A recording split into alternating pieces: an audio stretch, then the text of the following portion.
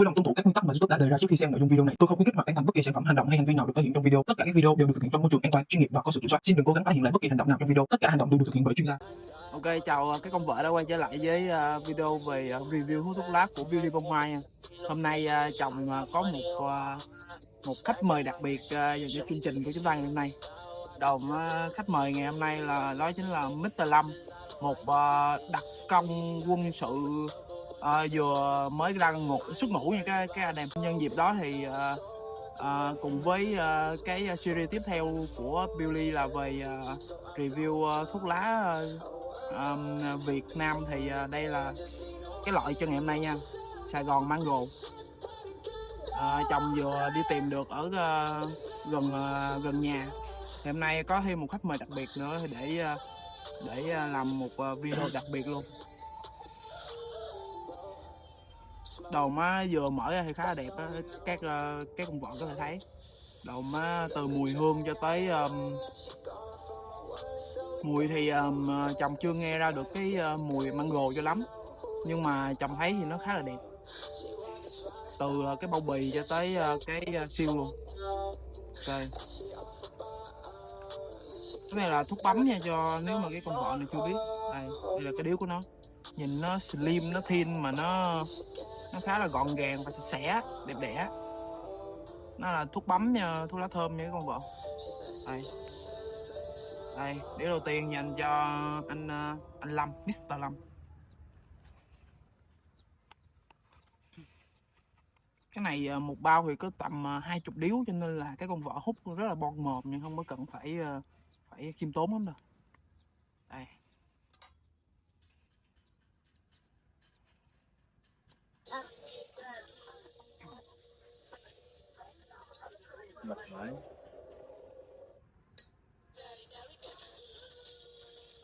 Sao hay sao? Bình thường hả? Nó có giống với cái gì mà Mr. Lâm thường hay hút không? Hồi đầu hay bình thường, hồi sau hay giống boss. Nó có nghe cái mùi xoài không?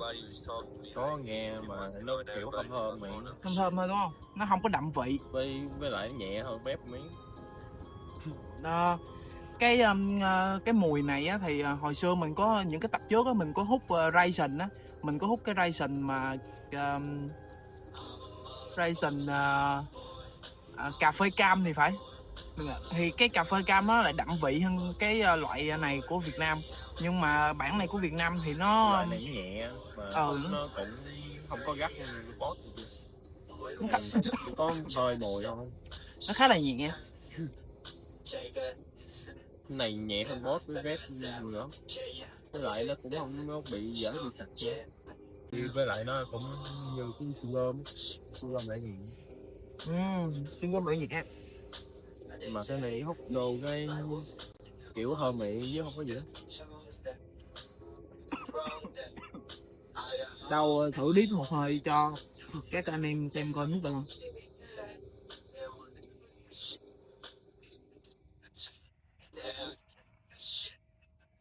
Đã y như là uống sinh tố cam vậy á, cái con vợ. Đâu cái này mà cái vị mà sữa gì còn sữa không hơn mà hơi nhạt miếng, Hơi nhạt.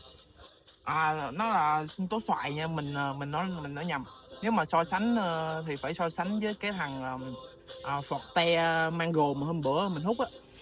Nhớ cái Mango Forte hôm bữa hút không? Cái nhỏ nhỏ. Mà so sánh giữa cái này là hàng Việt Nam, còn cái kia là hàng Nhật Bản, thì dĩ nhiên là hàng Nhật Bản nó sẽ có cái đậm cái mùi thuốc lá hơn rồi. Nhưng mà để mà so sánh về cái thuốc lá thơm á, thì mình thấy cái mùi mango này nó đậm mùi hơn là cái mùi của hàng Forte. Tại vì hàng Forte mình hút vào thì tầm điếu thứ 3 thì mình mới nghe được cái mùi mango một tí xíu, nhưng mà cái này thì mình siết vào thì mình nghe được y như là sinh tố xoài vậy.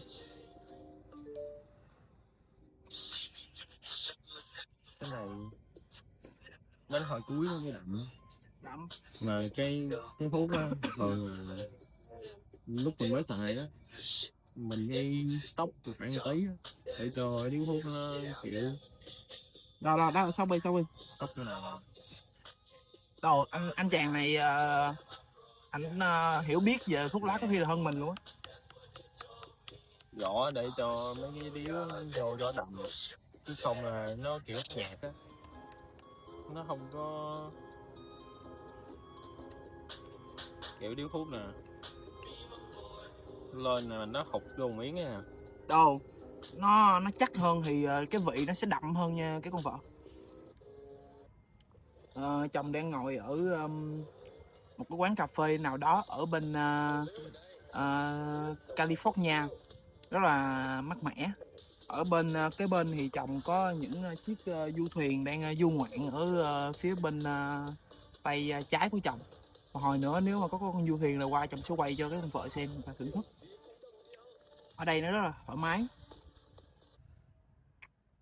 nên là rủ Mr. Lâm ra đây để review chung.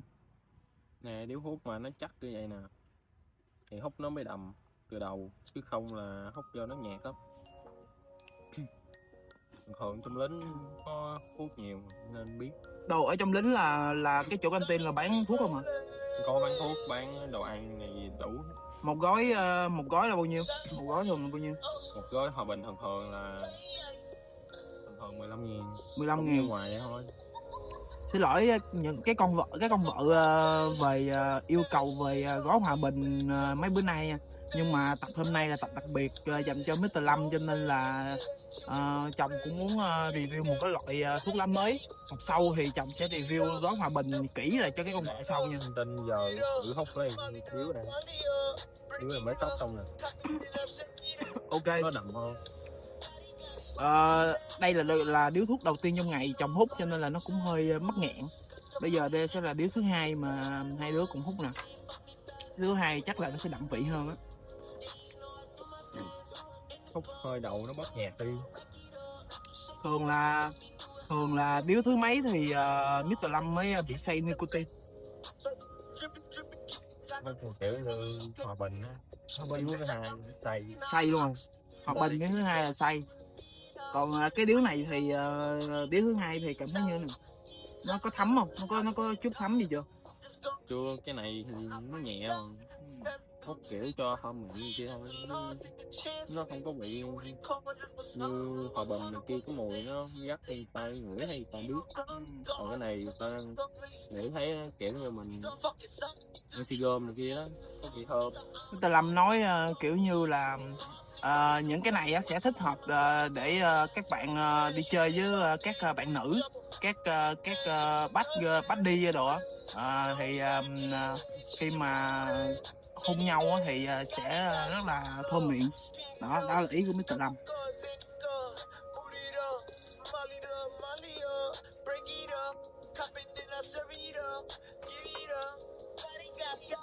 Thường là cái hút mà bình thường như là nhét hòa bình thanh long này kia đó, mình hút nhập hết điếu không là tự nhiên người ta ngồi xuống bên đó, người ta ngửi là ta biết mùi thuốc liền.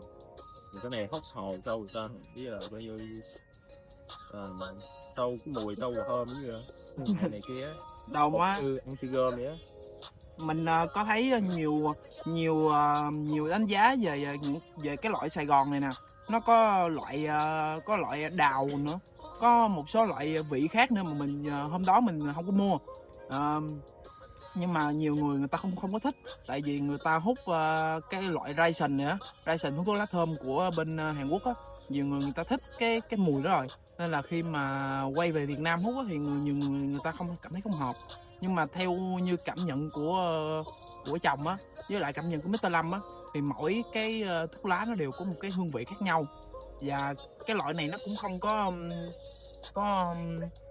dở, nó cũng là mang một hương vị khác, và cái mùi hương vị thơm của nó khá là cao nha.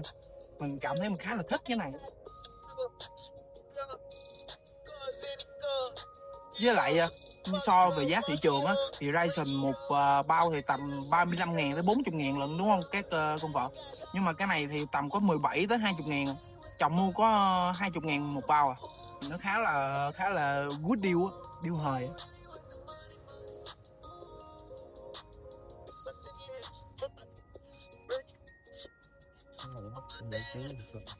Hút để giải trí.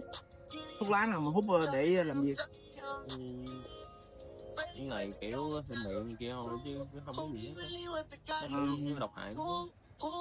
Còn Ờ. hút như Hòa Bình này kia đó thì hút lâu kiểu bị nghiền này kia, còn cái này hút là kiểu chơi chơi thôi chứ không có sao hết, hút không có bị Là nghiền. Hòa Bình là bị nghiền luôn hả?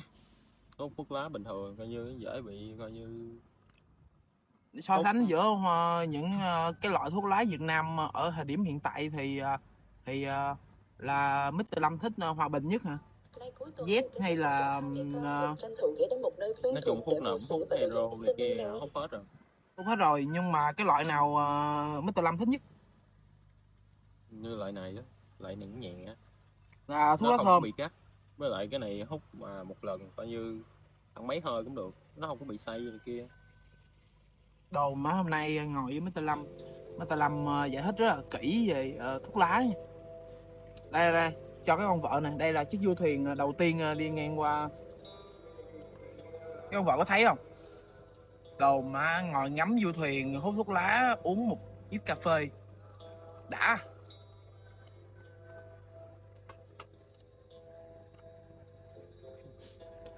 Hôm nay nếu mà các con vợ mà cảm thấy thích sự xuất hiện của Mr. Lâm á, thì comment bên dưới và subscribe team cũng như là share, thì tập sau và những tập sắp tới nữa sẽ có nhiều khách mời đặc biệt hơn, cũng như là Mr. Lâm sẽ xuất hiện quay trở lại nếu như các bạn muốn nha các con vợ.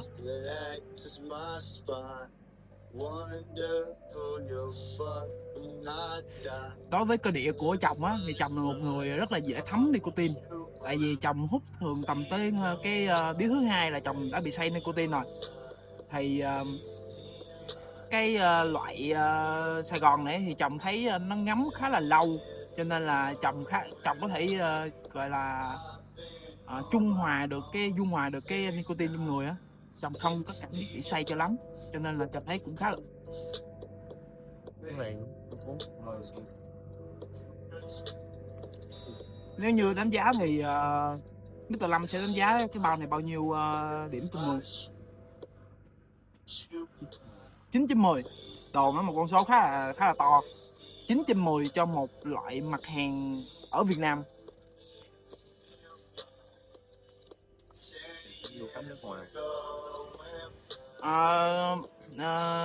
Chồng và Mr. Lâm cũng đã hút một số loại made in Korea hoặc là made in Japan, hoặc là những cái loại nhập á, thì những cái loại đó thì chồng cảm thấy là nó có cái hương vị rất là lạ.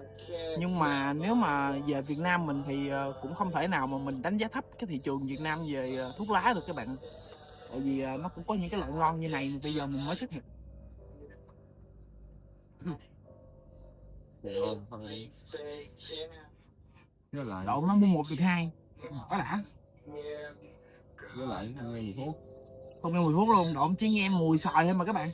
Độ Với lại người ta ngửi qua người ta không biết gì rồi, coi như kiểu thì nhưng mà hút như Hòa Bình với Z với lại Hero với lại Thăng Long mà mình thích cái mình hút khoảng 3 hơi 4 hơi 3 hoặc 4 hơn. đi lắm thì thấy người ta nghe mùi. Cái loại này kiểu như mình hút vô bao nhiêu không biết thơm miệng chứ không có làm cái gì. Đó, Độ mấy các bạn nghe tâm sự của Mr. Lâm. Nhưng mà nếu mà đánh giá về cái độ cháy á, cái độ cháy của cái điếu thuốc lá này thì Mr. Lâm đánh giá là sao? Nó nhanh, Khá là nhanh đúng không? Nó nhanh như cái Sài Gòn mà gói mèo với lại Sài Gòn bạc kia. Chứ thường là một điếu thuốc lá mà cảm thấy mà đủ á, thì thường Mr. Lâm sẽ hút thuốc lá nào để mà trọn vẹn cái khoảnh khắc hút thuốc lá? Z là ngon nhất. Đây là điếu thứ 3. Độ mà hôm nay chơi tới bến, tại vì có khách mời đặc biệt nên hôm nay chơi tới bến với cái con vợ luôn. Điếu thứ 3. Đây. Đúng rồi. Giới thiệu người ta là phải nói. Cho bạn nào mà nãy giờ mà chưa có để ý thì nó là thuốc lá thơm nha các bạn. Đây là cái chỗ bấm nè. Cái điếu thuốc lá nó khá là đẹp, khá là slim đúng không? Với lại là quán hưởng thêm là Đúng quá. Lén người hút nhà kia. Người ta ngửa này à. Chứ học về họ này kia nghe muốn mùi hơi nó khác. Có hơi mùi khác.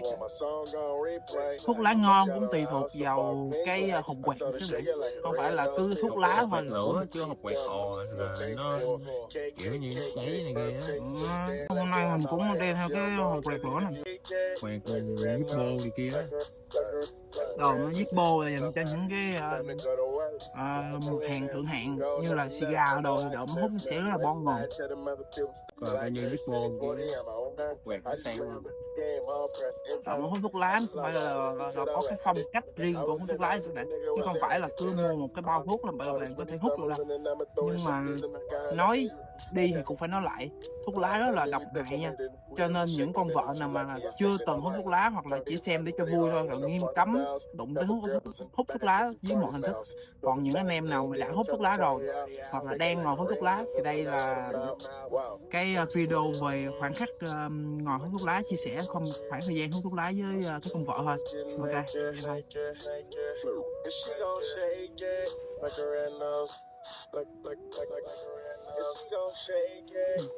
Một buổi sáng rất là tuyệt vời nếu như có một viên thuốc lá và một ly cà phê thì còn gì tiện hơn nữa đúng không? Thêm một chút gió trời và một chút cảnh view nữa thì là 10 điểm trên 10.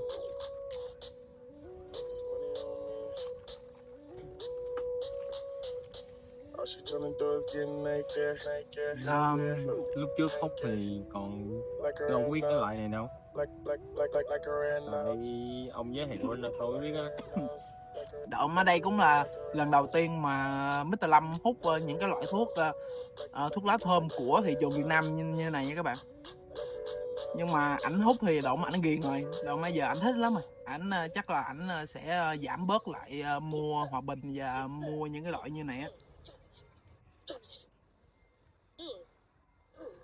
Đây, nếu mà cho con vợ xem kỹ để mà coi cái con vợ có thể tìm kiếm và mua nha.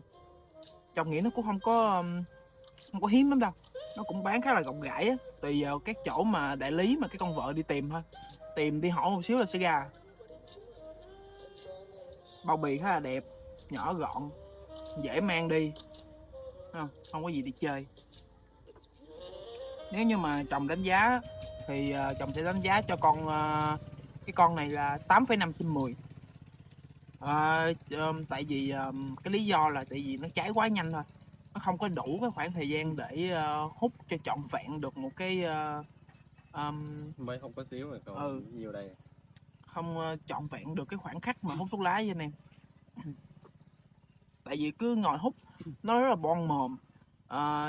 Chồng có thử cái loại đào á, cái Sài Gòn này nó cũng có loại đào nha các con vợ. Thì tập sau, có thể là tập sau hoặc là tập tới chồng sẽ review thêm về cái loại đó cho con vợ xem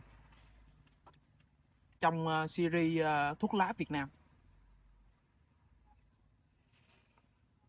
Còn cái con vợ chờ cái tiếp theo của cái mặt hàng về thuốc lá nhập á, chồng sẽ đi kiếm một cái mặt hàng thật là độc lạ và kiểu như là rất là khó tìm ở Việt Nam luôn. Chồng sẽ cố gắng tìm ra và review với con vợ. Tại vì mấy hôm nay chồng cũng khá là bận, cuối năm rồi, độ mấy tháng 11, tháng 12 bắt đầu chồng phải chạy báo cáo rồi làm các bài final này nọ, chồng rất là bận luôn. Nhưng mà chồng vẫn cố gắng dư một chút thời gian ra để ngồi chill cùng các anh em.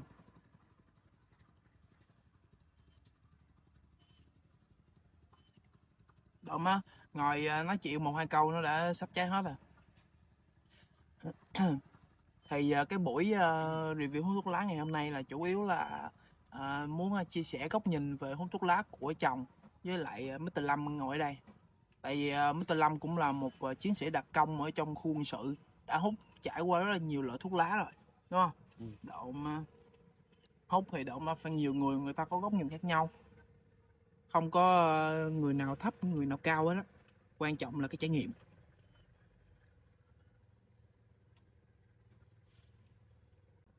Ok thì như đã nói thì điếu thuốc lá ngày hôm nay chồng đánh giá là 8,5 trên 10. Còn đối với Mr. Lâm thì 9 trên 10. số điểm cũng không quá khác biệt. Cái điểm trừ lớn nhất đó là cái độ cháy của cái điếu thuốc này khá là nhanh.